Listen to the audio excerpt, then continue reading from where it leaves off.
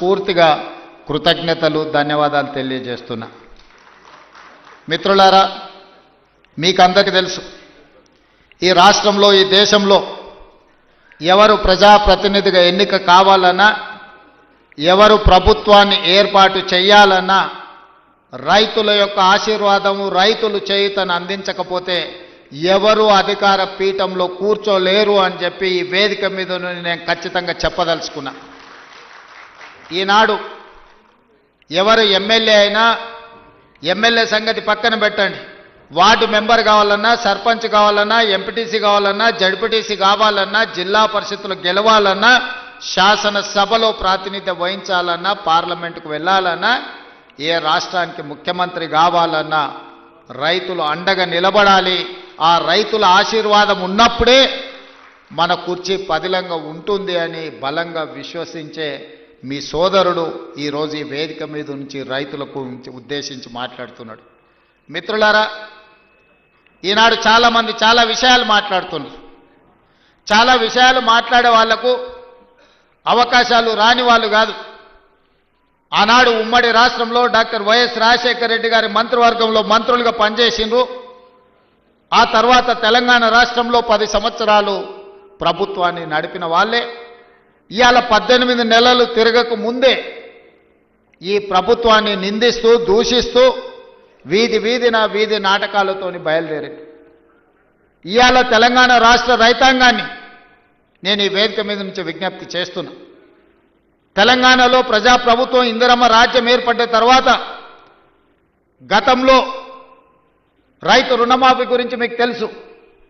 2014లో 1,00,000 రూపాయల రైతు రుణమాఫీ చేస్తా అని మాట ఇచ్చి అధికారంలోకి వచ్చిన తర్వాత 4 విడతలుగా నేను ఇస్తాను, ఇప్పుడు నా దగ్గర నిధులు లేవని ఆనాడు మాట్లాడేది.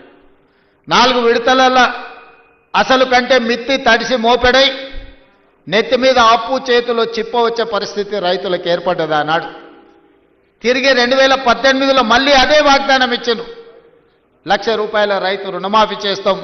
మొదటిసారి తప్పు జరిగింది, రెండవసారి తప్పు జరగకుండా మేము చూసుకుంటాం, 1,00,000 రూపాయల రైతు రుణమాఫీ చేస్తామని. 5 సంవత్సరాల తర్వాత వెనక్కి తిరిగి చూస్తే 11,500 రూపాయల రైతు రుణమాఫీ చేస్తే 8,500 కోట్ల రూపాయలు మిత్తికే సరిపోయినాయి. 3,000 చిల్లర మాత్రమే ఆనాడు రైతులకు రుణమాఫీ చేశారు. 2 విడతలుగా మొత్తం లెక్క గడితే 10 సంవత్సరాలు 2 విడతలు ఆనాటి ప్రభుత్వం రైతులకు సరాసరిగా అందించింది 16-17 వేల కోట్ల రూపాయలకు ఎక్కువ ఇవ్వలేదు. కానీ మొదటి సంవత్సరంలోనే ప్రజాప్రభుత్వం మీ ఆశీర్వాదంతో వచ్చిన తర్వాత ఎన్నో ఇబ్బందులు ఉన్నా 10 సంవత్సరాలలో ఆనాడు వాళ్ళు చేసిన విధ్వంసం 100 సంవత్సరాలైనా కోలుకోలేని పరిస్థితికి తెలంగాణ రాష్ట్రాన్ని నెట్టేసింది. ఆనాడు ఫీజు రియంబర్స్మెంట్ కావచ్చు, రైతు రుణమాఫీ కావచ్చు, రైతుల గిట్టుబాటు ధర కావచ్చు, ఏ విషయంలో అయినా ఆనాడు తెలంగాణ రాష్ట్రంలో ఆర్థిక విధ్వంసానికి పాల్పడి తెలంగాణ రాష్ట్రాన్ని దిగజారిన ఆర్థిక వ్యవస్థను ఆనాడు మాకు అందించిండ్రు. అయినా మనోస్థైర్యాన్ని కోల్పోలే. అప్పటి వరకు 4 లక్షల కోట్ల రూపాయలు మాత్రమే అప్పు ఉందని అబద్ధాలు చెప్పి కప్పిపుచ్చి మనం గ్రామాలలో చూసినాం. అప్పులకు కూరుకుపోయిన పిల్లగానికి పిల్లనియాలంటే మాకు అప్పులు లేవయా, ఆర్భాటంగా మాకు పెద్ద పెద్ద కార్లు ఉన్నాయి, పెద్ద పెద్ద బంగళాలు ఉన్నాయి, అద్దాల మేడలు ఉన్నాయి. ఈ అద్దాల మేడలు చూసి, మా పెద్ద కార్లను చూసి మాకు పిల్లని ఇవ్వండి అని చెప్పి ఊరి మీద కట్నాన్ని ఎక్కువ తెచ్చుకునేటోళ్ళం మనం గ్రామాలలో చూసినాం. అదే విధానాన్ని ఆనాటి ప్రభుత్వంలో పెద్దలు పెద్ద పెద్ద బంగళాలు కట్టిరు, అద్దాల మేడలు కట్టిండ్రు, రంగుల గోడలు చూపించారు. కానీ రైతుల యొక్క ఆర్థిక వ్యవస్థ చిన్న భిన్నం అయిపోయింది. విద్యార్థులకు ఫీజు రియంబర్స్మెంట్ ఇవ్వలేని పరిస్థితి, రైతులకు రుణమాఫీ చేయలేని పరిస్థితి, రైతులు పండించిన పంటను కొనుగోలు చేయలేని దివాలా పరిస్థితి తెలంగాణ రాష్ట్రంలో ఉండే.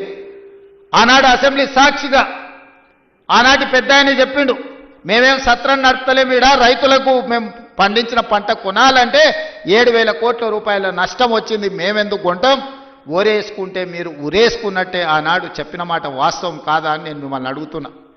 మిమ్మల్ని అందరినీ ఒరేసుకోవద్దు, ఒరేసుకుంటే మేము కొనుగోలు చేయం, ఒకవేళ మీరు ఒరేసుకుంటే ఉరేసుకొని చావాల్సిందే అని రైతులకు చెప్పి స్వయంగా వాళ్ళ వ్యవసాయ భూమిలో ఫామ్ హౌస్లో 150 ఎకరాల ఒడ్లు పండిస్తే అవి మొత్తం తీసుకొచ్చి బహిరంగంగా పెట్టిన.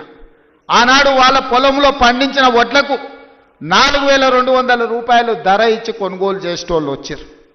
మరి మనం పండించిన పంట 200 తక్కువైనా 2,000కు మేము అమ్ముతాం అంటే కొనేటోళ్ళు లేరు.